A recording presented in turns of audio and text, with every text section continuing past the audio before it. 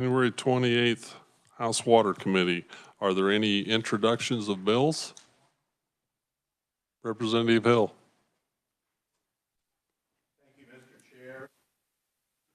Thank you, Mr. Chair. I have a bill introduction, RS 0368. It is an act concerning water, which this is a hydrated side over here, so I guess that's appropriate.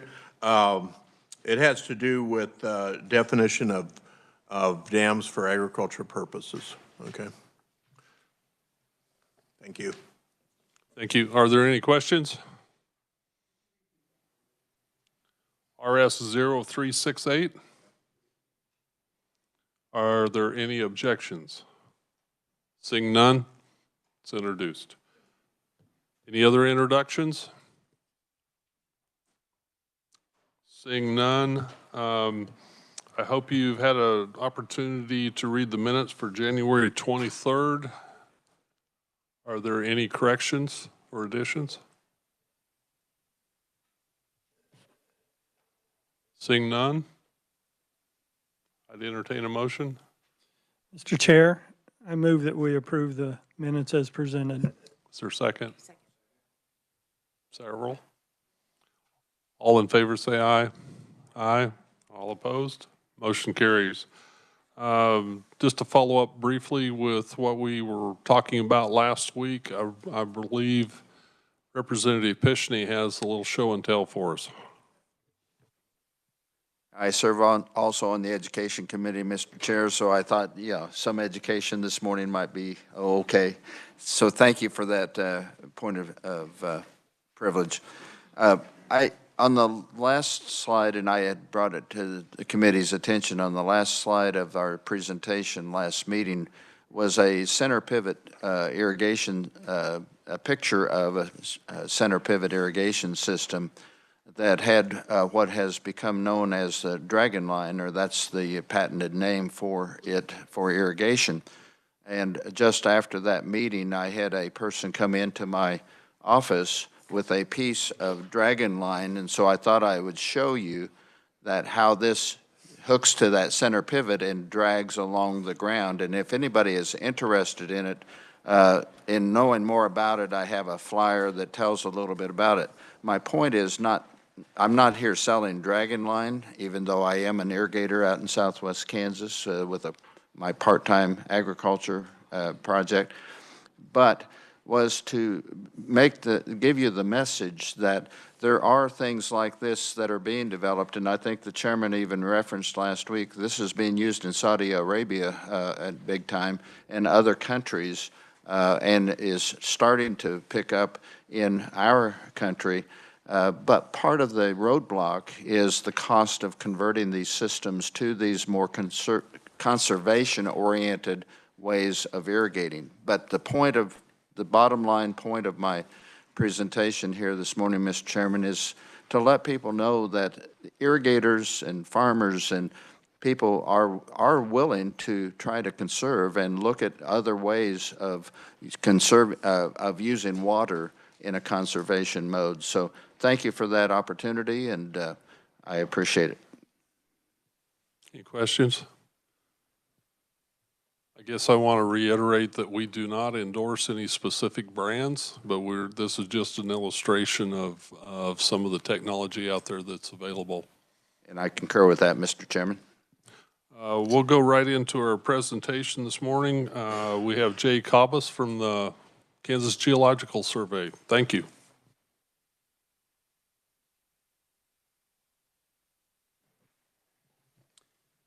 Mr. Chairman, thank you very much for having me. Committee members, appreciate it. I'll say, first off, a disclaimer. I gave you all white folders, and in that folder, there's a very thick, very meaty presentation. Those are the presentation slides for today. I promise you that many of those 50 pages are repetitive. So it's every page that we'll be going through, but a lot of them are just to kind of keep track of where we are on the roadmap here for the talk. So you don't have to have had too much coffee before we begin. Okay, if we can present the slides, I'll go ahead and get right into it. So thank you very much for having me. I'm the director of the Kansas Geological Survey, relatively new into the state of Kansas. I've been here for about 2 years. For part of the time, I'm also going to have a subject matter expert, Dr. Jim Butler, come up and speak to part of our program on airborne geophysics. I'd like to start, though, today by showing this map. So the map on the left is arguably the most impactful scientific product in the history of our state. This shows the percent change in the thickness, the water thickness of the High Plains aquifer since the development of large-scale irrigated agriculture. On this map, the red fields, the red areas, show areas where we have north of 50% reduction in the thickness of the High Plains aquifer since that irrigated agriculture began. This is the work of dozens of geologists, dozens of highly trained field technicians working all around the state. And it's the work that has been created over several decades now to compile this and to keep this map evergreen and impactful. The newest results I'm going to show today are only days old. So our crews were out braving the very cold weather over the last few weeks, measuring wells. And I'll give you some statistics and I'll show you some information about the newest results for the High Plains aquifer, focusing on the Ogallala this year. For the first time, those data will have been seen. I think it's important to note that this map it not only brings information, but it has brought change. It's brought change to our water future, and that effectively is the important thing. This map impacts and water impacts every farmer, every rancher, every industry, every town, and every citizen in our state. And make no mistake, this map shows a precipitous challenge for us, but it's not an insurmountable challenge. And that brings in the graph on the right-hand side. So I'm going to kind of take you through this. This is a Q-stable graph. And for those of you who haven't seen what this represents, on the x-axis, on the horizontal axis, you see that this is the total irrigated water use. So it's important that we understand our water utilization, and I'll show you why. On the y-axis, the vertical axis shows the average annual water level change. And 0 on that is about 2/3 of the way up on that axis. So that would represent stable aquifer conditions where no change is happening. And I'm going to kind of illustrate through here the way that we use this graph, and I think it's very important. So we can zero in. That circle shows the locus of water use for a series of years. Okay, so it's an aggregation of the water use for a series of years. And when you do that on this graph, you can see that it equates to a specific level of water utilization on the X graph. Okay, so on the X-axis, that arrow pointing down shows how much water we're using. And that results, in this case, in about 1/2 foot of annual water level change. So a negative change, a drop in the water level for that area, that specific area on this map of about 1/2 foot. But we can also define, using these data, what 0 water level change looks like, okay? And so that points up, if you look at the illustration, that points up to the point marked 0 on the graph.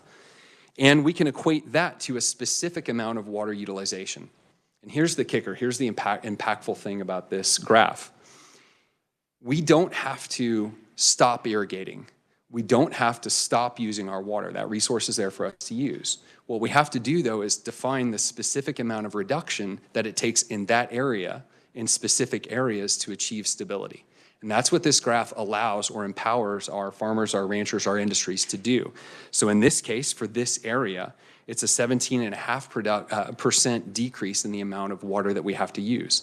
In some places, it's a greater amount of water reduction. In other places, it's less water reduction. But the important point here is that this is empirical, it's data-driven, it's science, but it's bringing an empowerment to our local areas and regions. And it's saying, here is your aquifer number. So we'll talk a lot about this, and I'll explain exactly how this works through our programs. Okay.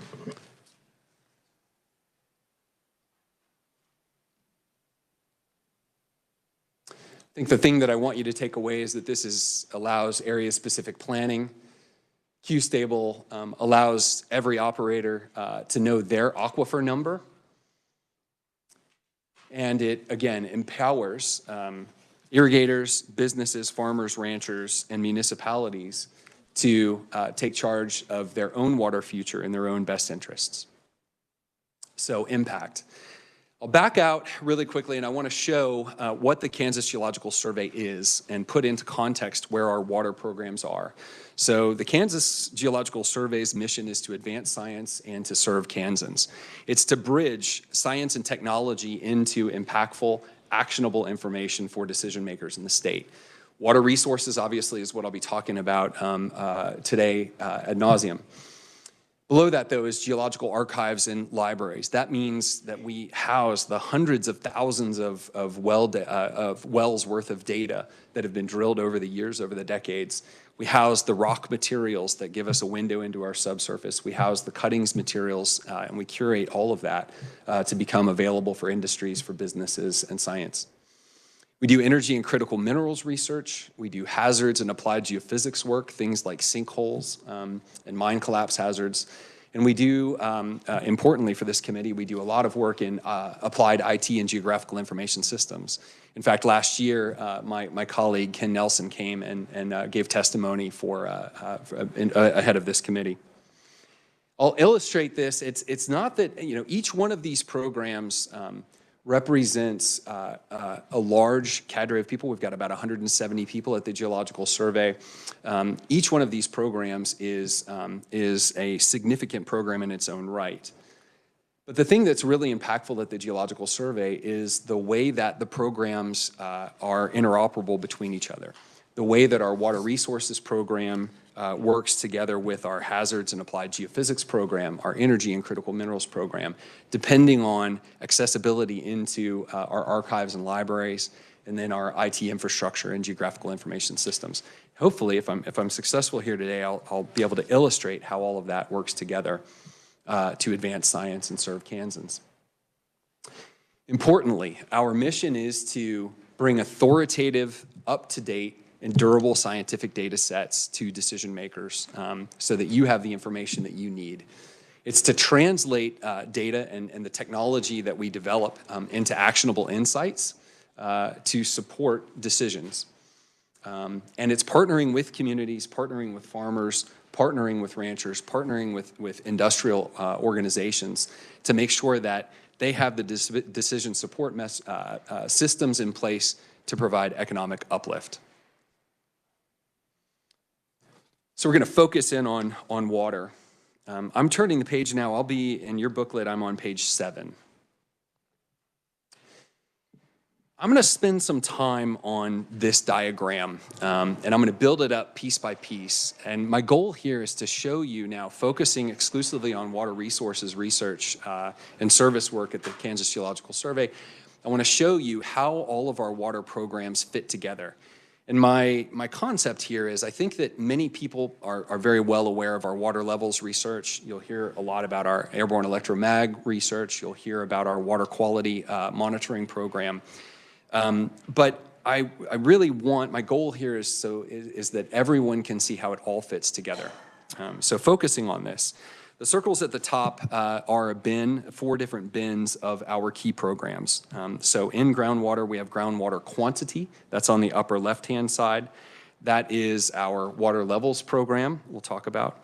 It's our index wells program. So that's the downhole wells that monitor real-time what water levels are throughout the year on a daily basis.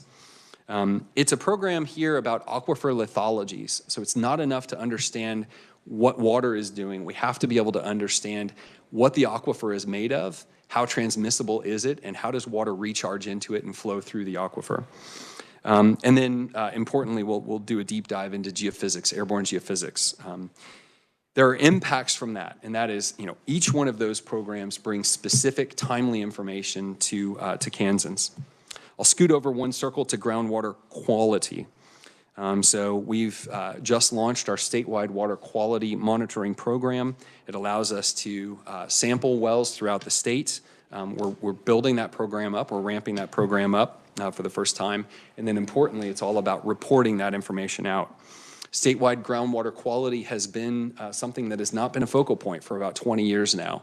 And we know that we have issues. We've seen that we have issues. Our data show that we have issues. But now we need to pinpoint in on where those issues are, what they are, and how can we mitigate groundwater quality problems. Critical zone science. For those of you like me who didn't know what critical zone science is, and I'm not a hydrologist, by the way, so I'll plead the fifth on really hard questions today. Critical zone science is all about what happens between the surface of the earth down to the top of the aquifer. So think of it as the soil zones, the agricultural zones, where water is moving down from the surface, evapotranspirating into the atmosphere. Obviously, that superhighway of soil systems down into the consolidated bedrock below, that's the critical zone that we have to understand from a contaminants perspective, from a water recharge perspective, and a soil health perspective. So that's critical zone, and I'll show you some elements of that. Stream bank erosion and sediment load. We all know that our reservoirs are seeing sedimentation move into those. That's a natural process. We have mitigation measures in place where we do stream bank stabilization, but we have to understand, scientifically understand the engineering aspects of those stabilization projects and understand how and where is that changing sediment load into our reservoirs. Is it working? Is it shifting the problem downstream someplace? What are the impacts of that work? So that is stream bank erosion and stream bank stabilization. I'll turn the page and now go to page 8, and this just brings up this idea that every one of those programs is designed to affect and positively impact near-term planning. So it's about bringing the best possible information, the best possible scientific and engineering information into the decision support systems of the state. Let's flip the page one more time. I'm on page 9. This builds this diagram out into a little bit more complexity. So you've seen now the 4 programs at the top. Those are the KGS water programs sort of bucketed.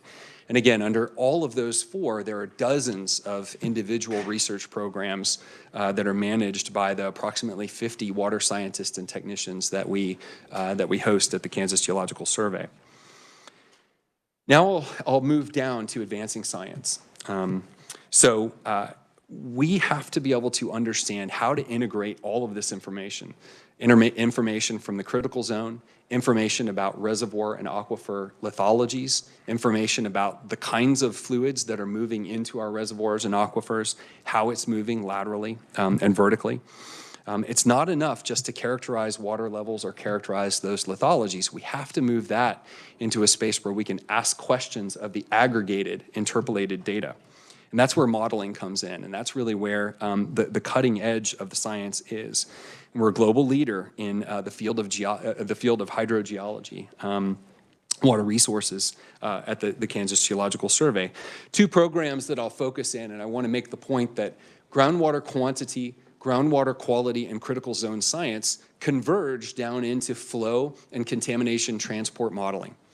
This is, flow modeling is something that we've been doing for years. We have to be able to move and look at region scale flow modeling. Again, how is recharge happening? What's the recharge rate? And how is water moving laterally and vertically in the system? We also have to be able to do point-specific or area-specific models. So those are sector models that look in much more detail using specific aquifer attributes to measure the rate of flow, the rate of recharge. We also have to be able to ask models questions like, okay, if we're going to put in a new industrial production facility, what is that going to do? How is that going to impact water in the region, both specifically and regionally? That's what models do. That's what modeling allows us to do. And we have all the calibration components to do that, and this is an important part of the KGS programs. I'll make the point that on the other side, reservoir operations modeling, this is something that is nascent for us. It's something that will be part of the result of stream bank stabilization efforts, and those studies. But the concept here is, can we tailor make management and mitigation measures for stream bank stabilization projects that are specific and tailor-made for the reaches of the river that we're looking at. So in other words, all reservoirs in Kansas may not, and all stream reaches probably don't behave exactly the same way to erosion. And so we have to be able to quantify that in order to characterize the right mitigation standards and the right mitigation procedures for the streams that we're talking about. Data. Data is that big dark polygon there in the lower center. So this is the KGS data ecosystem. I'm going to talk a good little bit about that today. But this is about data storage, it's about data access, it's about data interoperability. So what do I mean by that? It is not enough to do a study, write the results up, publish or post the results, and that's it. We have to be able to store those data and the metadata that support the data in a way that allows us to interconnect. So in other words, water levels, water quantity has to be able to interconnect with the lithology of the aquifer. It also has to be able to interconnect with contaminant transport, the water quality program. If we're not connecting and making those connections through an interoperable data ecosystem, then we're missing the kinds of results that we could be generating. I'll make a good point here. So, model of the Earth, I'll kind of illustrate it through, and I'm on page 10. So last year, Ken Nelson came and gave a talk, a presentation about the Kansas Geological Survey's Data Access and Support Center. They focus primarily on surficial data. So they're primarily focused on geospatial data for applications like 911 services and tax appraisal systems in the state. So that's the surface, okay? But our vision is that we're not just looking at geospatial data, it's that we're integrating critical zone science, critical zone data, data about our aquifers, as well as data about our well infrastructure. I'm going to talk to you about how those systems come together in the mapping and the tools that we have at the Kansas Geological Survey, things like the WWC5 mapper that we'll talk about in a little while.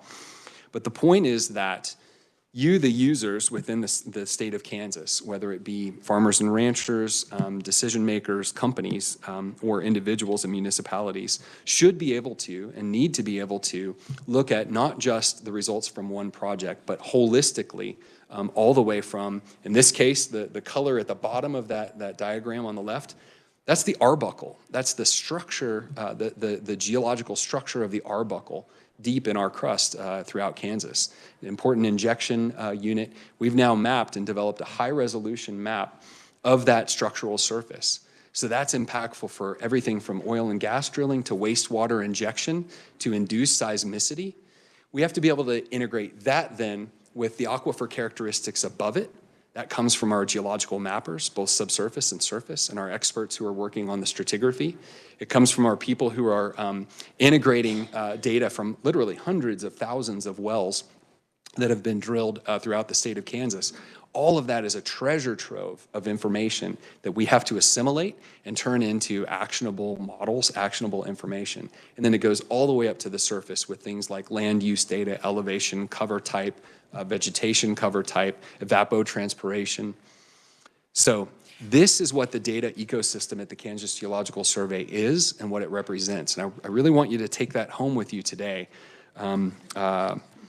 I'll give you another representation again because I think it's very important. This is page 11. And this is just an illustration of how data come into our ecosystem. So the KGS generates, and what I'm showing here are data sources on the left of this color diagram, the geospatial ecosystem in the middle, and then user engagement, so maps and data and analysis and applications on the right-hand side.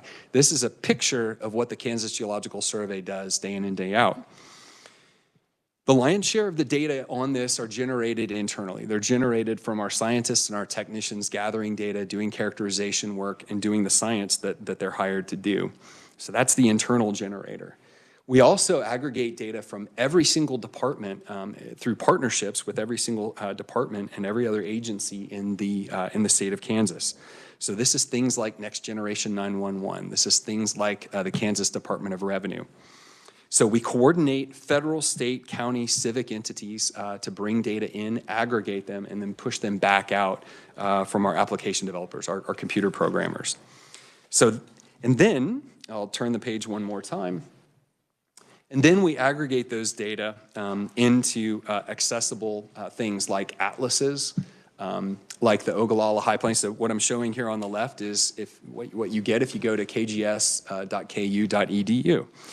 So you land on this page, you drill down into the Water Resources Division, you land on this page.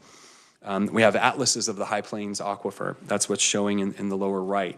That's not just static information, but it's dynamic information with analysis and commentary from our experts about what the High Plains Aquifer is, what it's made of, where it's distributed, what the water levels have been, what they are, and then deeper reports about how we're working with agricultural producers, et cetera.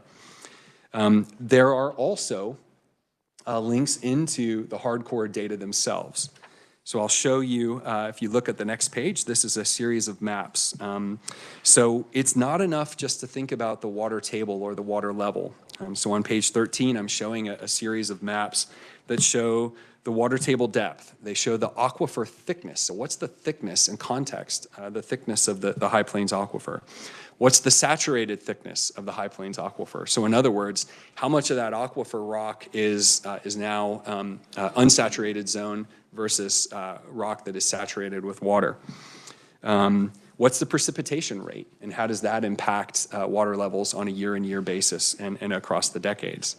So it's data and it's information, but it's information with context and commentary.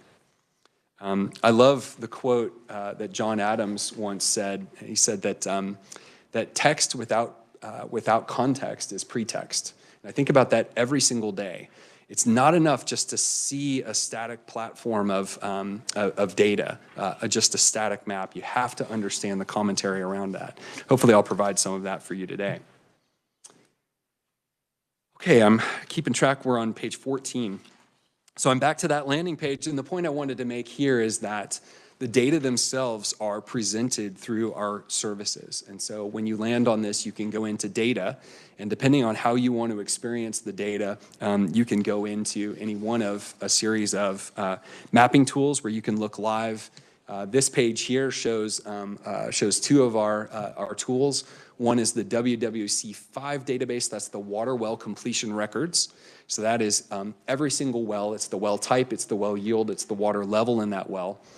And then also our water information management and analysis system. So WEMIS is the acronym. I've got to find a better acronym for it, but that's the one. And this allows you to query, analyze, map all of the water rights in the state of Kansas. So now you're seeing well type, you're seeing well characteristics, you're seeing well history, at the same time that you're seeing water level, and you're seeing how are the water rights distributed, and all of these dots you can click on and drill down into more information. So this is what the data ecosystem looks like for us from a presentation perspective, the information that we make available. Turning the page again, so I'm on page 16 just to kind of reorient us, and I'll turn the page one more time. And I think perhaps this is the most important part of the roadmap or the playbook. On page 17, you can see the full diagram, and I'll use this full diagram. Keep this under your pillow. This is what the KGS really is. This is the full picture. I'll say to you this. Planning our water future in the long term, making long-term plans, is going to depend on scenario development and scenario analysis. We have to be able to develop models. We have to be able to ask questions of those models, like what happens if precipitation rates change? What happens as feedbacks in the system take effect? Precipitation rate changes, heat changes, crop type, then all of the subsurface variables that come to bear. Understanding our future risks and understanding what are actionable opportunities is going to come from this type of scenario analysis and this type of scenario development. And that ultimately is our long-term purpose.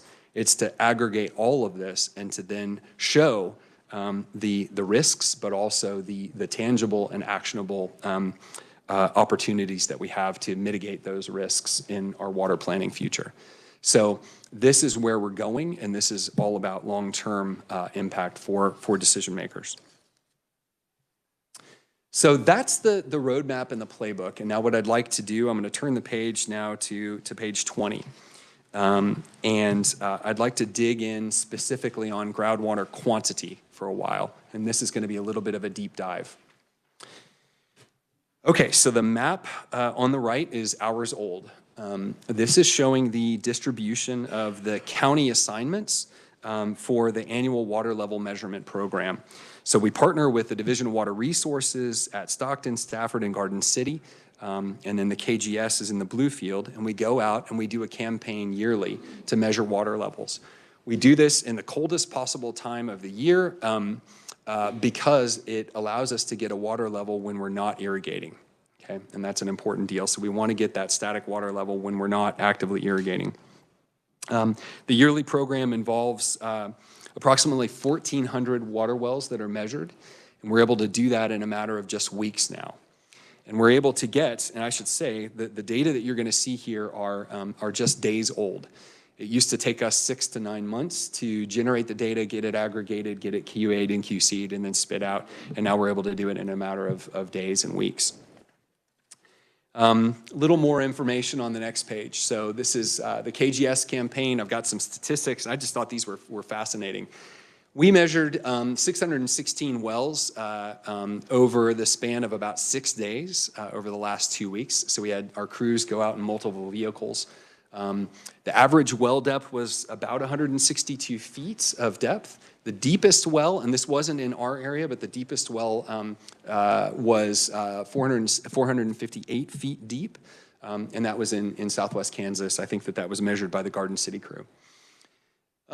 Cumulative feet of well measured, and I've got a picture of this, but I want to paint the picture. This is technically rigorous, difficult work. It's also physically rigorous and difficult work. And so what we're doing is we're taking a steel measuring tape that sits on a band like this, and we're lowering it down the annulus of a well, of a water well. These wells are of different ages. Some are pretty new, some are not very new. And so measuring that steel tape, so the steel tape goes down, it's chalked and it measures we're able to get a measurement of where the water table is, and then we reel that thing back up.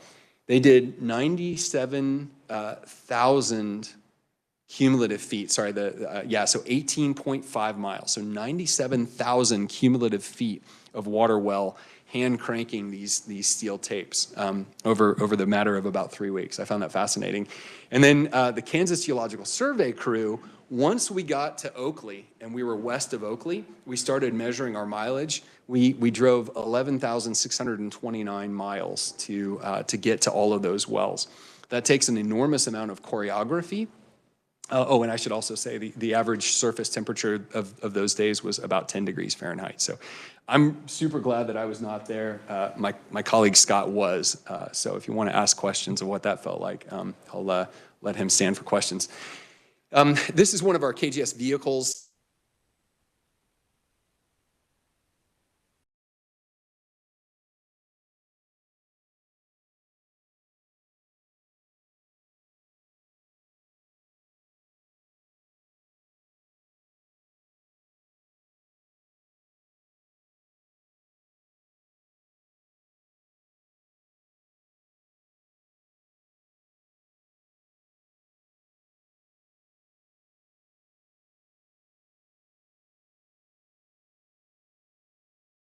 We also have a phone application. Let me make sure that I can still click. If something happened to the...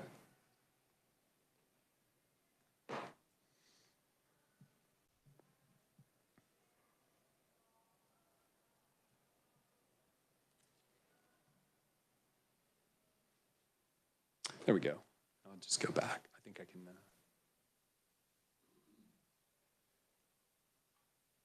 unable to, okay, there we go, thanks. We also have a phone application that we wrote. So our programmers wrote this, and it allows data to be entered real time at the well site. It also tells those technicians and scientists what the water level was last year. It gives them an aiming point, and we know that the water level is going to be somewhere within that reach. So it gives them an aiming point, and it allows them to know if they're very far off or if they're within the error that they expect. And then again, real time, we can enter that information in. I at the KGS or our on-the-ground management team know where everybody is and know that everybody's safe and know that their trucks aren't getting stuck or anything like that. So it's a really exciting campaign. The other cool thing, and I didn't know this, but many farmers know when we're going to be out there, and they know when we were out there last year. We try to notify people of when the campaign's coming up, but we've had people come out and say, man, you're a day late this year. And so it's a fun partnership with the producers where we go and we measure. I'll get into some results. So the map on the left is the raw mapped data. And I want to make the point that this is preliminary information only. You're going to see some spots on this. If you look up in the sort of about 2/3 up, you can see a big blue dot on the almost on the far west side of the map. That represents an anomaly, and what we need to do is understand if that anomaly is, so that's representing a significant increase in the aquifer for that well, but it's anomalous and acharacteristic with the other wells, all the wells around it. So that's one where we'll go through and we'll make a determination of, well, was last year anomalously low, and this year it's come up some, or is there an error and we need to go out and do a field recheck of the data themselves. But in general, you can see the aggregation of the results. The other note that I'll make is that this does not go into the Equus beds. Those data are still pending. So we're still waiting for the Stafford group to complete their record measuring and to get those data in. Those will come within the next week or two. So preliminary raw data for 2025, the results showed declines in each of the Ogallala aquifer GMDs, and I've tried to graph those on the right-hand side of this. So for GMD 1 in central western Kansas, they had a change of negative 0.49 feet last year. This year it's just a little higher, it's negative 0.50. For GMD 3, it's more change. So last year they had 1.43 feet of average decline of the aquifer. This year they had a little higher average of 1.52. GMD4 has been experienced a protracted dry period, and we see that borne out in the results here. So last year they had about a half a foot of average water level decline in GMD4 in northwest Kansas. This year it jumped up quite a bit to 1.34 feet on average across that groundwater management district. So those are the raw data, the raw numbers, but it gives us an average across those GMDs. You can see the distribution, again, southwest Kansas is where we have the thickest High Plains aquifer. It's the deepest High Plains aquifer, or Ogallala in that area, but it also is seeing the greatest amount of water table drop.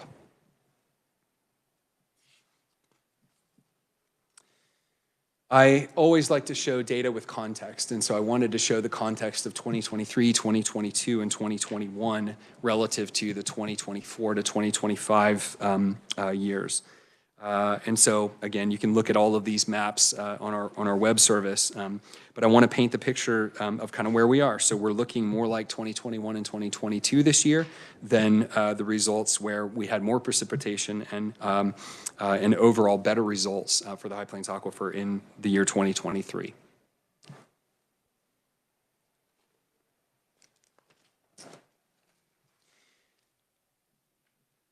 So subsurface calibration is key. I'm on slide number 24 right now.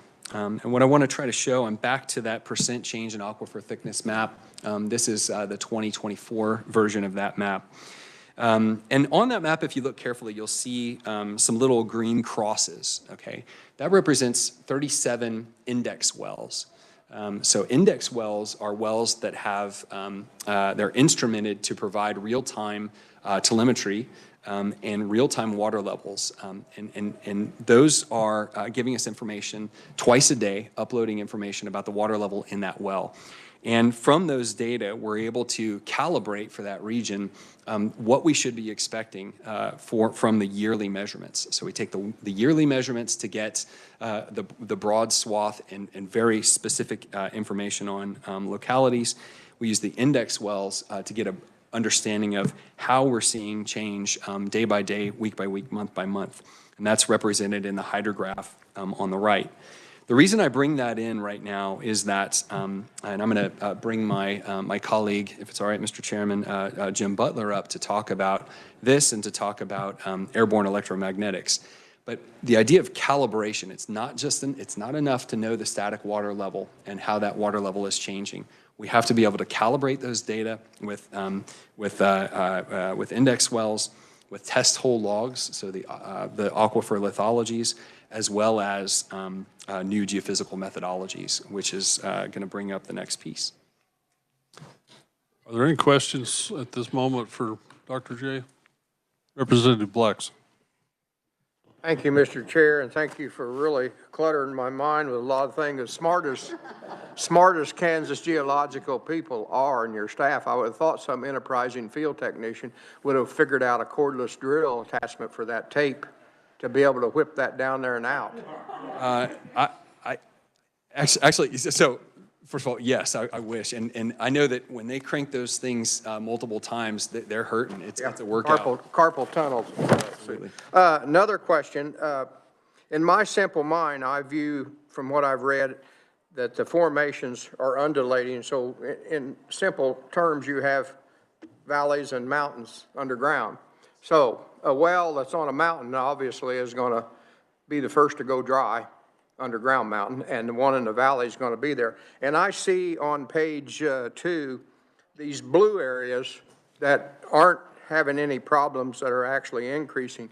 Is that in a low depression area, or is that an absence of well? Can you explain that for me? If it's okay, Mr. Chairman and Representative Blex, I'd like to bring the real expert up.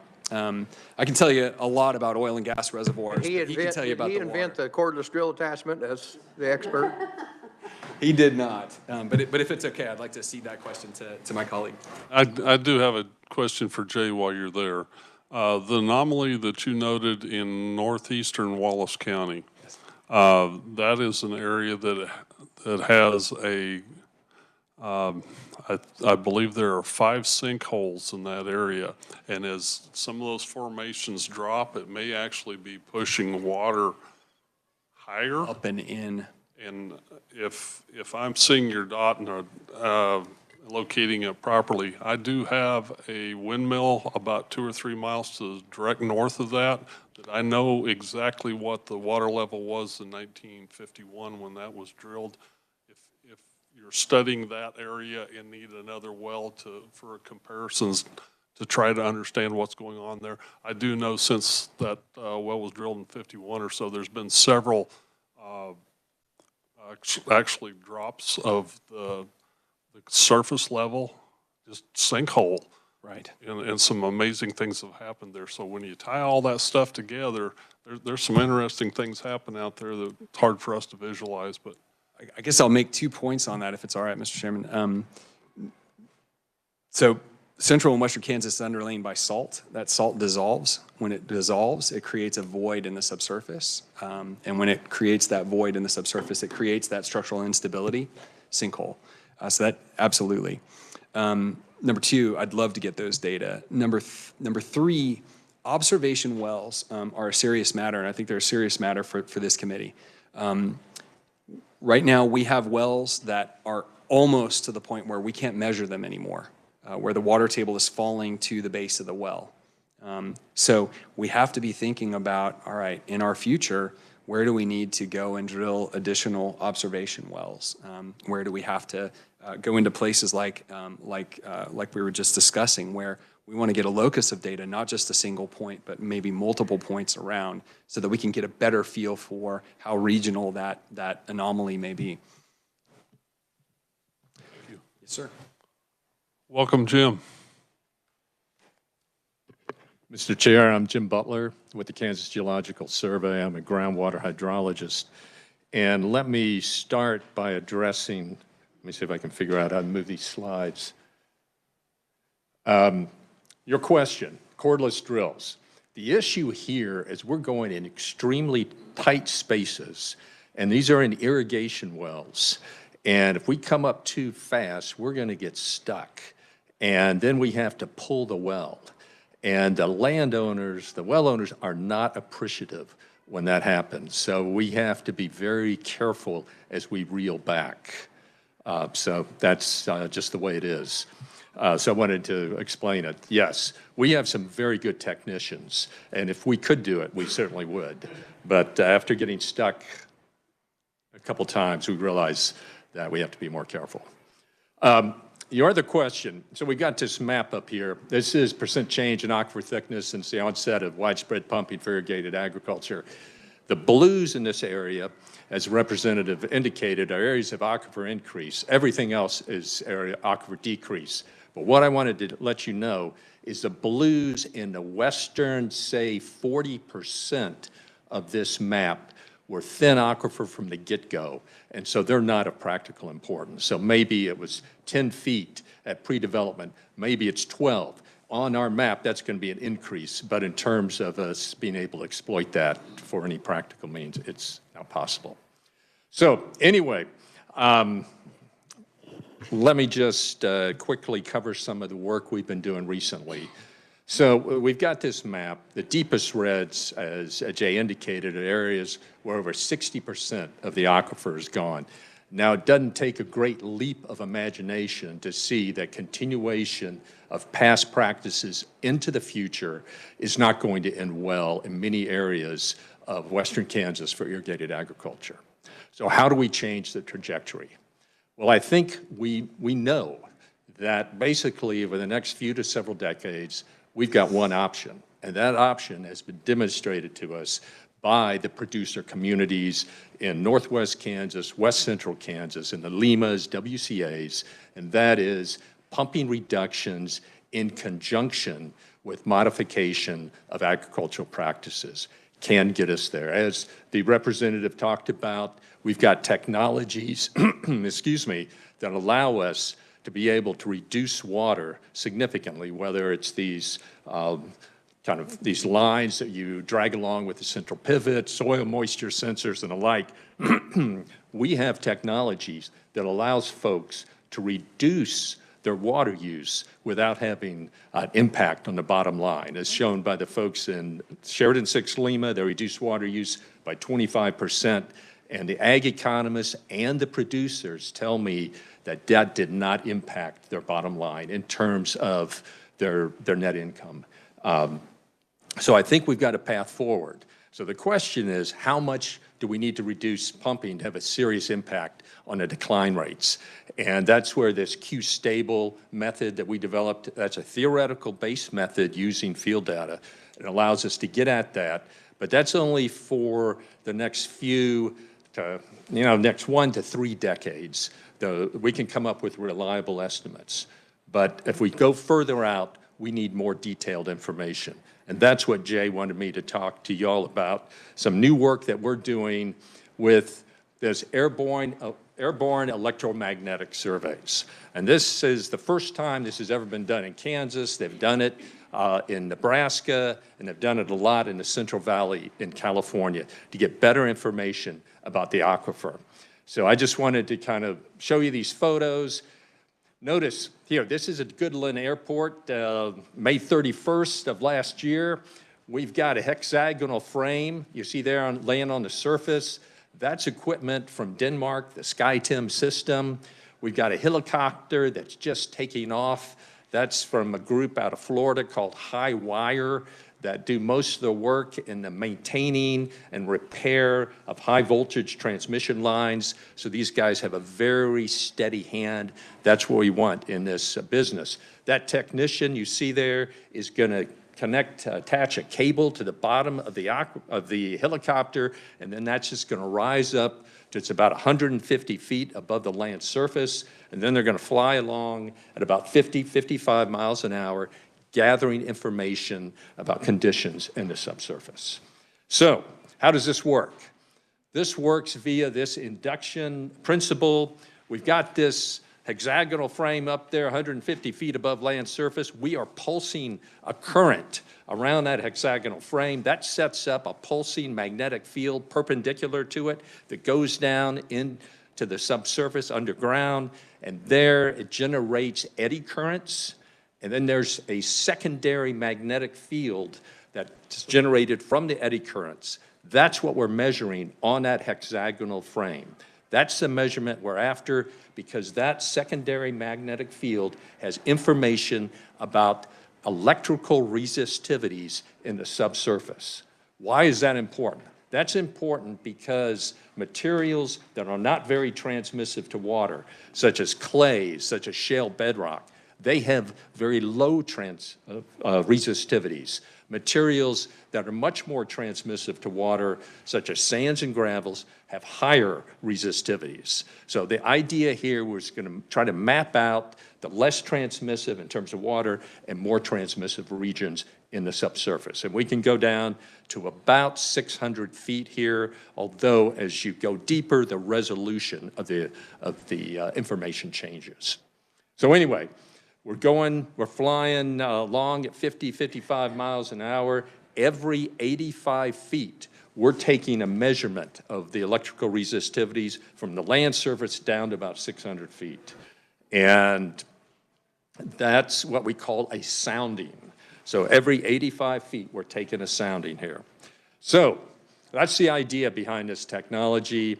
And last year, we flew approximately just a tad under 2,500 miles of lines in GMD4, Groundwater Management District 4. You can see here, it's a little difficult to see here. Hopefully on your figures there, it's a little clearer. You've got the county seats of Goodland, you've got Colby, you've got Hoxie, so it's kind of the central portions of GMD4. The white lines are the flight lines, so some areas we have dense flight lines, others more reconnaissance, those are squiggly lines you see there.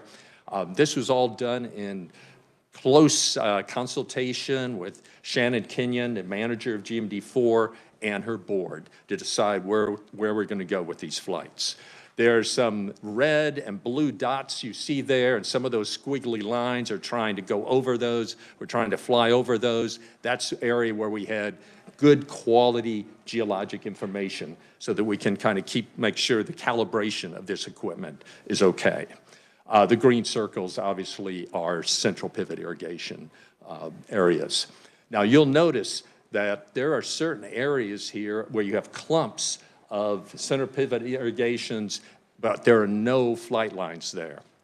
The issue is there are limitations of where we can fly. That equipment that you saw hanging down from the helicopter weighs 1,700 pounds. So we cannot fly over any buildings, any infrastructure. We can't fly over confined feeding operations. We have to be very careful about flying over the interstate to pick our spots there. And obviously, we can't fly close to wind farms. And for those of you who know the area, you know south of Colby, the east, there's a lot of wind farm development, so we couldn't move there. But anyway, that's kind of what we were after. Again, every 85 feet as we're flying along, we're collecting information. So what I'd like to do is just give you a sense of the information that we're collecting here. And I just chose I think it's a 9.3 mile line, north-south line there in western Sherman County. And there are two phases of activities after we've collected the data. First phase is to take that data that we on the secondary magnetic field and take that and transform that into information about subsurface resistivity, electrical resistivity in the subsurface. That's the first phase. The second phase then is to take that resistivity information and transform it actually into sediments to say, hey, that represents clay, that represents sand and gravel. We have completed that first phase. We are still working on that second phase because there's a variety of ways you could do it. So we're trying a number of different ways before deciding on this is what we're going to do. So anyway, I'm going to show you a figure now. It's a little bit busy, so I'll just walk you guys through it, and afterwards be happy to take any questions y'all might have. So this 9.3 mile north to south, that'd be left to right. Notice you've got an aerial photo there on the top. There's a red line. I think you can see that. That's our actual flight line. And as you can see, as we proceeded, we had a little dip in that flight line because there was a confined feeding operation there, so we had to avoid going over it. So you can see the central pivot, circles, all that jazz. Then below that is a slice through the earth of the first, I'd say, 600 feet. The elevations there are in meters. We're scientists here, after all. My son made it to the semifinals of the state, what would they call it, kind of speech competition in Salina one year, and his thing was the U.S. should go to the metric system, and in the semifinal, the judge said, hey, nobody wants to go to the metric system, and tossed them. Anyway, that's still a sore point with me, but let's move on. So we've got this slice through the earth, and I'm just showing that first phase, the resistivities, and I just want to focus on two things. We've got two geologic units here. That upper green, blue, red, yellow stuff, that's the Ogallala Aquifer. Then below that, you see that blue. That's the underlying shale bedrock, the Pierre Shale, which is very low resistivity. With this technology, we get an excellent view of the base of the aquifer because of the dramatic resistivity contrast between the Ogallala and the underlying, basically impermeable Pierre Shale. And what I wanted to point out here is the type of information we're getting from this technology. I've got a dashed black line you can see there. That is our previous knowledge of the base of the High Plains Aquifer, interpolated from maybe 550 wells that we had where they reached down there. Then you see there's a dotted blue line. That is the water level, and that's from this January water level measurement program we discussed. But what I wanted to point out to y'all is notice, and those blank areas there are where there were power lines, pipelines, or something that introduced so much noise into the measurement that we had to just toss it out. Because you don't want to be saying, hey, that's such and such, when actually it was just a power line. So we had to get all the information about the utilities, and so they were very good about sharing that. But notice, right after that first blank area, you see there's a trough in the bedrock surface. We did not know about it, but I think one of the representatives was talking about the topography on the bedrock surface, and this is an example of that. And so you can see there, if you're in that trough, you've got 100 more feet than some guy who's like 600 yards away. So it's, and then you've got another one that's maybe 50 feet there. This technology is fantastic for showing us. So this is just that first phase. We're already getting information that's quite valuable. Shannon Kenyon and her board looked at that, and then they tweaked some of their policies, and I think she may talk about that when she's meeting with you guys next week. But I just wanted to give you an illustration of the type of information that we can get from this technology. And I'm trying to go fast here and keep us on schedule. So just the strengths of this technology. First time ever applied in Kansas, and this detailed record of the electrical resistivity of subsurface that we've gotten to date, now it's every 85 feet, is giving us great insights that's going to help in terms of us predicting the impacts and controls of groundwater pumping on the aquifer, and help us with the design of these groundwater conservation areas. I think it could be very important in that respect as well. But and I should say that we collected like 155,000 soundings, and we tossed out about 11% of them because of electrical interferences with pipelines and all this jazz. So I think we have around 138,000 soundings. Well, previously we maybe had 550 points at which we knew where the bedrock and the aquifer, the bottom of the aquifer was. We now have over 135,000 of those. So this is very valuable information. But in closing, just future plans. We've done GMD4 this year, working with Katie Durham and the folks at her board at GMD1. So we'll do that this summer, and then we'll go to GMD3 in 2026. But I know some of you must be thinking that, okay, you're flying this helicopter with all this stuff hanging beneath it. How are people going to react? Well, Shannon and I spent a lot of time with getting the word out. And this KU, she and I worked up a press release that was then released by KU and was spread throughout the state, all the major news outlets. She sent a postcard to every water right correspondent in the area, letting them know that was what was happening. We had a field day where the general public came, they could look around the helicopter, they could walk around the equipment, talk with us. We gave some brief presentations. The key was to get the word out, so it wasn't a surprise that someone saw something flying over their farm and wondered what the heck's going on. So that's an incredibly important step. It takes a lot of effort, but based on my experience in GMD4, I was staying in Colby, I'd go over to Hoxie and have dinner there and chat with folks. Everybody knew about this program, which I thought made it very useful, very easy to go about, and there was a lot of local enthusiasm for it. And so with that, I will step down unless there are questions. Any questions, Representative Vaughn? Thank you, Mr. Chair. And thank you so much, Jim. I have kind of been following this project, but just to see the actual outcomes with the data and everything that you guys are able to kind of see with that additional AEM data is really cool. And a plug for the budget that there is a supplemental line item for being able to do this in 1 and 4. So encourage everyone.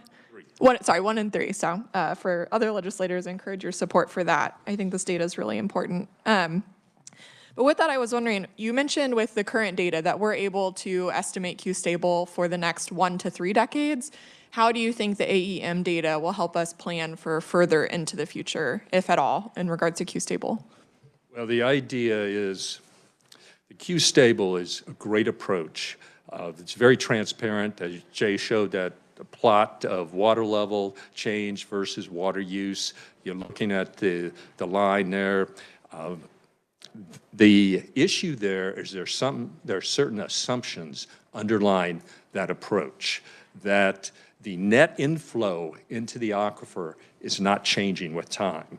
Well, if you're reducing water use in an area, eventually that net inflow will change because, for example, you're not putting as much water on the surface, and so the irrigation return flow is going to be less. You're not getting as much lateral flow in because you've reduced your the gradient between the neighboring areas. So to be able to look at that further down into the future, we need better information to incorporate into our groundwater models. And that's going to be what we'll do in the future, is we will look out into the future using this information from the AEM so that we can have more reliable groundwater models. That's the ultimate direction we're going here. Quick follow-up. Do you have any idea of how many additional decades, for example, that this data will allow us to plan for the future? Is that something you can predict? Well, I think if you understand the aquifer structure, which is what we're getting at here with the AEM, then you can go with great confidence into the future. I mean, the uncertainty will be how folks will respond to maybe changes in precipitation, et cetera. That'll make it difficult. So you'll have to run a range of scenarios. And of course, rainfall patterns and heat, et cetera. Well, you'd have to do a range of scenarios. But the idea is we will have reliable information on aquifer structure that will then take us into the future. Thank you. That's awesome. I think this is so important for, as we talk about long-term strategic water supply planning, I think this is a really important element of that. So thank you for the work you guys are doing. Any further questions? I believe Representative Droege and Smith are probably out there on the WebEx. Anything from you guys? Hearing nothing. Thank you. Thank you, Jim. Tie in an analogy from my former career. So I used to work mega projects for ExxonMobil Corporation, and Representative Vaughn, I think there's a direct analogy. When we go in and we're going to make a $14 or a $20 billion investment, a tremendous amount of engineering and science work goes into that. It all comes down to numerical models to represent and to simulate different flow iterations, basically, to represent all the variables, the compendium of variables in the subsurface. And that's actually where I'm going to go next in this talk. When we do that, we're able to run various different scenarios, as Jim was saying. And I think that's our water planning future. It's got to come from, Q-stable is one type of model, and it's one type of tool. A whole different type of tool really is represented with numerical modeling. And so that's kind of where I'll go here. These are just some quick pictures to show on slide number 34. Aquifers, of course, have lateral flow, inflow, and outflow. They have exchange with the bedrock below. They have exchange with drainage from above. They have evaporation, transpiration. They have pumping. So these are complex systems, even in this one little simplified cartoon. The future is what we're showing on the lower right, and that's calibrated numerical models. They're finite difference models, and so what we do is we design these models at the right scales so that, again, we can represent these complex feedback systems that have nonlinear impacts in the subsurface. When we, again, in industry, every question that we ask ultimately comes back to a planning basis that's based on scenarios from those models. We have to do exactly the same thing here in the state of Kansas. To a large extent, we do this already in the GMDs with larger scale models, different kinds of models, still fully three-dimensional. But I'll say that airborne electromag linked in with our subsurface well database and our subsurface well framework is a step change in our understanding of the Ogallala Aquifer structure, its composition, and ultimately its flow characteristics. I'm going to switch back, and I want to switch over to groundwater quality now. We'll switch gears away from groundwater quantity, and now I'm on the slide, page 36. So the Safe Drinking Water Act regulates the nation's drinking water supply. It does not, however, require monitoring or testing of wells that serve fewer than 25 individuals. And so that leaves for us a hole in our understanding of groundwater quality, where we're talking about information going to rural populations, small populations, and individual well owners. So the domestic well users have no information effectively about water quality, about their own water quality. Rural populations then are left vulnerable to degrading water quality. So then we ask a question, is this a problem? Back to that same map for familiarity, and I've now highlighted an area in southwestern Kansas, effectively going from the Colorado border along the Arkansas River out towards Garden City. This is an area where KGS studies have shown that we do have, indeed, elevated sulfates and elevated uranium. And this is contamination that's naturally occurring in the subsurface. It is a product, it's a synthesis of evaporation and of low water transport through the system, through the Arkansas River. When the Arkansas River flowed fully from the western border of Kansas all the way through to Wichita and out of the state, it was able to wash that uranium, again, that's naturally occurring in the environment, it was able to wash it effectively through the state, and dilute it. But now, because that river dives into the subsurface, the alluvial aquifers, the aquifers that are close to the surface and communicating with the Arkansas River, by the way, it took me a lot of training to say Arkansas, but that was like the first thing that they taught me when I came to the state. But that communication with the Arkansas River and the fact that that river no longer flows through causes uranium contamination in that area, where we see uranium contamination levels that are well above the maximum safe drinking level. So this is a problem on water quality in and around Lakin, and a problem that has caused them to have to install a very expensive reverse osmosis filtration system. Looking more broadly across Kansas, this is from a KDHE report, and we pulled this from KUCR from the news. But this is a simplified map that is showing water quality across the state with respect to different types of chemical toxins. So in this case, we're seeing areas where we're exceeding the federal safe drinking water limits with respect to chlorine, chloramine, selenium, nitrate, uranium, et cetera. So we can see spots in the state where indeed we have elevated contaminants in our drinking water supply. Many people are familiar with the issue of nitrates and nitrate contamination in our water supply. It basically deoxygenates the blood, and for infants in utero as well as infants, it causes issues, an issue called blue baby syndrome, where they cannot oxygenate their own blood. So these are issues, and these are issues that we really don't have a solid feel for the distribution, certainly not in our groundwater systems. So 2 years ago, we partnered with the Kansas Farm Bureau and the Kansas Department of Health and Environment and the Kansas Geological Survey. Very much like we go around and we measure water quantity across the state, we're now developing a program, or have developed a program, where we will do ambient water quality monitoring. This program is staged, and it has 3 key components. So the first one is we have to be able to monitor, and we have to be able to monitor from anchor wells, the wells that we go back to year in and year out, so that we can have a baseline for information. We also have to be able to scale up and move into areas that may be having concern, or maybe areas where we have some contamination, and we need to scale up and understand, do we have, what's the reach of that contaminant issue. Second component is data aggregation and analysis. We have to be able to consume those data and integrate those into the KGS data ecosystem so that they can talk with quantity, talk with our mapping systems, et cetera. And finally, we have to have public access. And so this is all about accessibility through our web platform. I say here 3 initial partners of the Farm Bureau and Health and Environment. That is because, whereas we're sampling right now, we've got 151 samples. We're ramping right now in our playbook to 175 samples.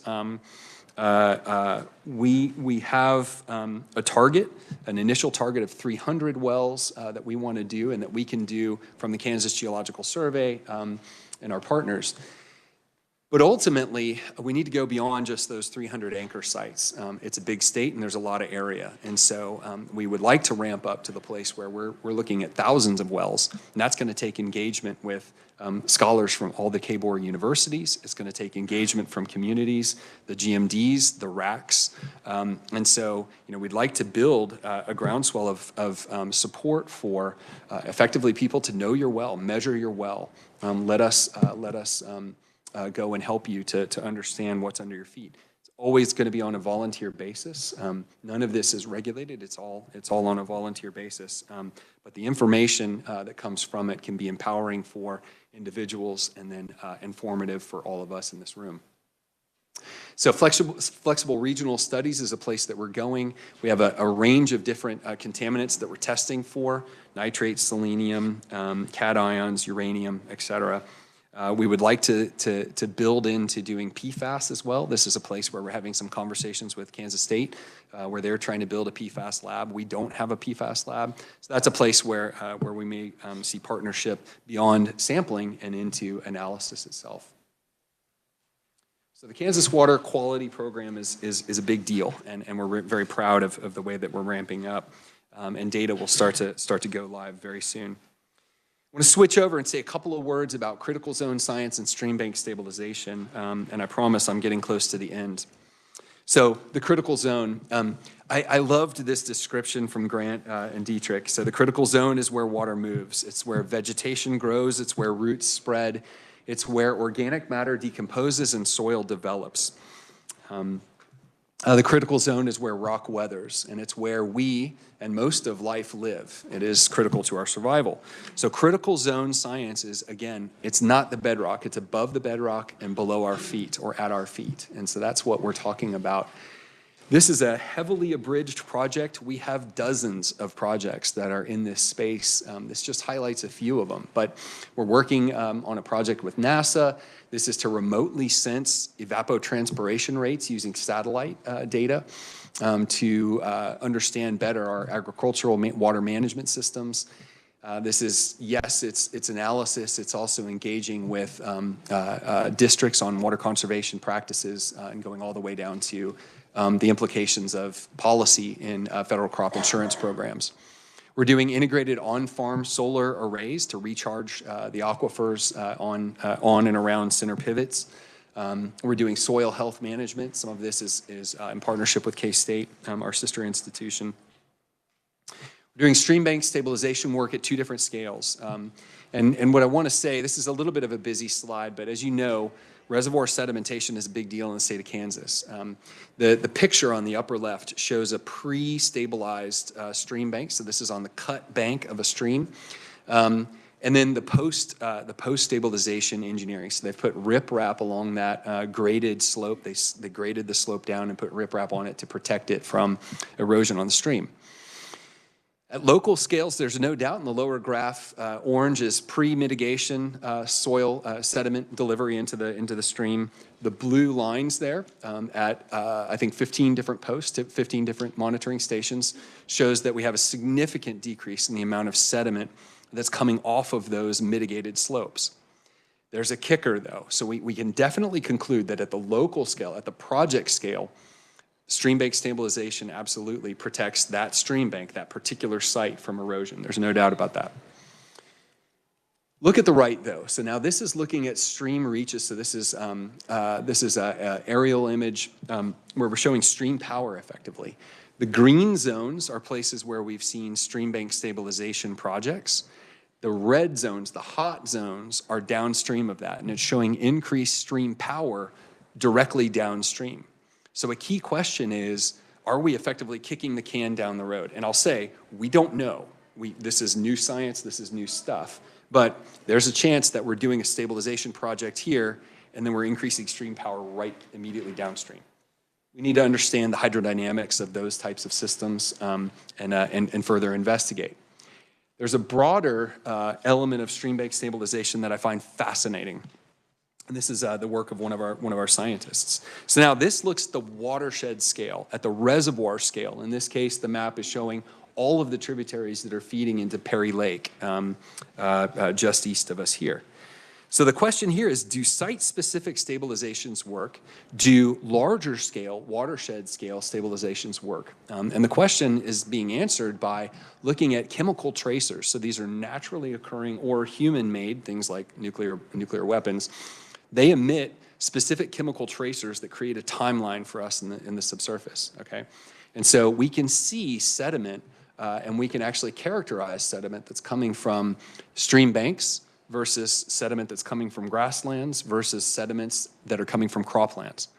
Those are the 3 key categories. And then we can go into our reservoirs, sample at the immediate subsurface, or we can do cores, and we can look through time and see where are the sediments that are in that reservoir, where are they coming from? For this stream, are they coming from, or for this reservoir, are they coming dominantly from stream banks and erosion projects? So that may mean let's invest in those reaches in stream bank stabilization. Are they coming from croplands? Are they coming from grasslands? Different mitigation strategies depending on the results of this study. The ultimate effect is we hypothesize that we can actually tailor-make our stream bank stabilization so that we're reducing the amount of sediment that's moving into the system to begin with. I won't even touch the reservoir dredging and that complexity. That's not our area of expertise yet.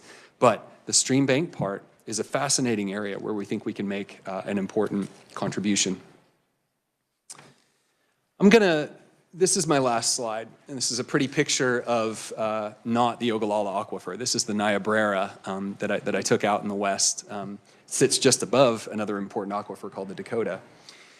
But I'll end by saying, the Kansas Geological Survey has brought for 160 years, has worked to bridge practical technologies and practical applications into the state of Kansas to bring the best of what the world has in science and engineering to our state, to bring the dollars from the federal grants and projects, along with some of the finest scholars, people like Dr. Butler, some of the finest scholars on the planet, into our state to work specifically on water resources management in this case. Our impact is, again, applying scientific principles to develop practical solutions. That's it. That's the bottom line. That's our job. We have very serious programs and sophisticated data management systems that have to be built, have to be bolstered and supported, but that's a very important QA/QC process. Hopefully I've given a little bit of a window into the depth and the sophistication of what that looks like. And ultimately our goal is to make sure that we're advancing our understanding of our resources in the state, our risks, and then our opportunities. With that, I'm concluded. I'm happy to stand for questions. Are there any questions? Representative Vaughn. Thank you, Mr. Chair. You weren't even looking at me. How did you know? Thank you, Jay. A couple of, just two follow-up questions. So I've been wondering more about stream bank stabilization and the sources of the sediment loads in our reservoirs this year, just to think about more mitigation techniques. In addition to the dredging, the hydrosection pilot project, all those things, how can we prevent some of the sediment from entering the dams? So I think it's really cool that you guys are doing the chemical tracing and identifying the sources of that sediment, and then also studying the stream bank stabilization. But I was wondering with all of that, so since you have some of this tracing information, is the primary source the banks, or are you also seeing sediment, a significant amount of or notable amounts of sediment from the cropland or the grassland? As I also think about should we be looking at things like buffer strips? Should we be doing more incentivizing of no-till or other soil management practices, things like that? So just curious what other findings you've had through that research. Absolutely, and I'll say this is the work of Tony Lazell, who's been working on this, and he started this by doing stabilization work on the Perry Lake sediment tracing project. That was a project that the KGS did. It was a pilot project, and we funded that out of our own resources. And then that has now built into a 2-year project that will look at 17 different reservoirs. So 9 reservoirs in 2025 and FY25, 8 reservoirs in FY26. So stay tuned because we're going to know a lot more. I think it's a mixed bag, and I think on one of the visuals on slide 45, you can see the Perry Lake sediment results on the lower right. So this is it's a Bayesian analysis of where sediments are coming from. In this case, I think volumetrically, the largest sediment supply is actually coming from stream banks, we think.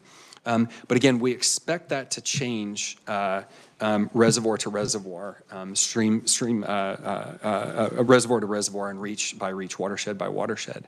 So it's too early for us to really kind of come up with firm conclusions. I do think, though, that interaction of stream power, stream type, erosional bank into the scale up to a watershed level is a fascinating question. So it's about geomorphology in specific areas. It's about stream width and stream power, as well as annual flow, and how much water is that system getting and receiving. So I think it's going to be highly variable in different areas, but I also think that we can, or we hypothesize at least, that we can make area-specific recommendations. That's so cool. I look forward to seeing more of that research as it comes out in the next couple years. And then super quick question, just because it was briefly mentioned at the end, do you guys do any data collection on the Dakota system? I couldn't have planned that any better. That is the work that I'm doing with several of my partners. So The Dakota Reservoir, the Dakota system, it's Cretaceous in age. It sits below the Ogallala Aquifer. It's fundamentally different system. It's mostly consolidated rock, highly variable. It's highly variable structurally. In some places, it represents ancient streams that were moving across Kansas. In other places, it represents, we've been doing a lot of work in Russell, where we've partnered with Department of Transportation. They actually regraded a road in collaboration with us so that we could get at the rock. It represents a delta, an ancient delta, so it has a fundamentally different morphology. When we've been out working in the field in Ellsworth and Russell, we've had landowners come up to us and say, you know, darn it, my neighbor has a great well and my well's awful, and they both tag into the Dakota. They're both important freshwater wells. About 13% of Kansas freshwater comes from the Dakota in a band that goes from central all the way to southwest. It's a highly variable system, but it's one that we can take that same approach of using well logs, using outcrops to build models in the subsurface. Okay, how do we do that? Well, federal government through the United States Geological Survey has provided funding for us to go and attack the Dakota systematically. So this year, we're mapping 13 counties in the subsurface, producing structure maps of all of the Dakota units and all of the units that are above and below the Dakota in that Cretaceous package. That will then allow us to build numerical models of the Dakota itself. That then leads us to be able to make recommendations and actually form conclusions about the system itself. Where's sand, where's shale, where's high transmissibility, where's low transmissibility? So super exciting for me and for us.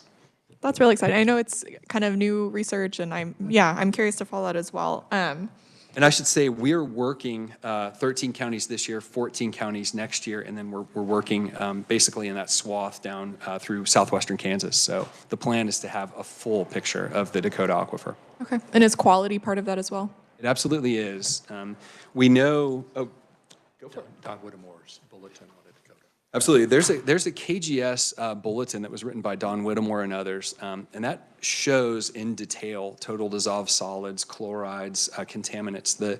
There's a strip, effectively, of the Dakota Aquifer. It exists across all of western Kansas, but there's an area where it's freshwater, and then there's an area where it actually daylights into the salt below it and becomes chloride enriched and unusable, effectively. So we have a good sense of what that distribution is at the regional scale. And now it's about sort of integrating that quality, quantity, and lithology to get a more fulsome understanding. It is. Thank you. Representative Blex. Thank you, Mr. Chair. Thank you.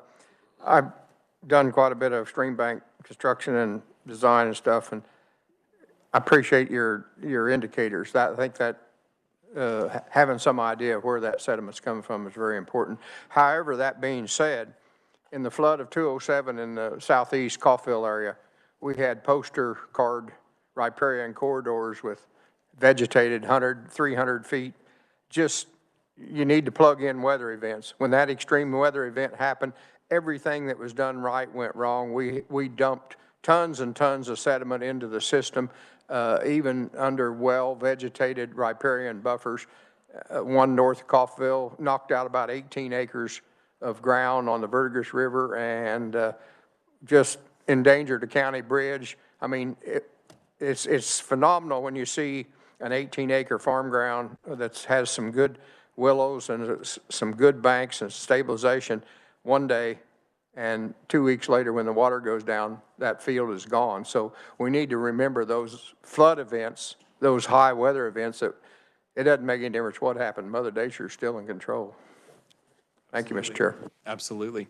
That, geology often happens in episodes. Absolutely. I want to thank Dr. J and Dr. Jim. That was an amazing amount of information. I want to give the committee a heads up on what's going to happen in the near future. On Thursday, we're going to work two bills. One of them, I believe, what's the number, 2085?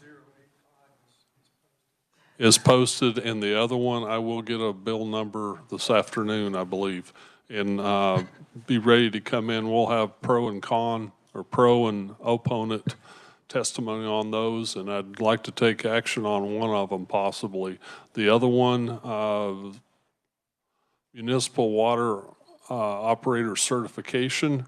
We're supposed to receive the legislative post-audit results on an audit requested a year ago. We should find that, I believe, in February 4th. And we may take action on that particular bill afterwards. I'd like to see that post-audit first before we vote on that one. The other one that come over from KDHE on confined animal feeding inspection timeframes, we will go ahead and vote on that Thursday, hopefully. Next week, we'll have GMD 1, 5, and 2 report on Tuesday, and on Thursday, we'll have GMD 1 and 3. After that, we have 2 meeting dates, and I have about 4 bills that I want to run. So we're getting close to turnaround. Things will happen very rapidly. If you get an opportunity this afternoon, look up those 2 bills that we're going to work on Thursday. Is there anything else for the committee? Seeing nothing, we are adjourned.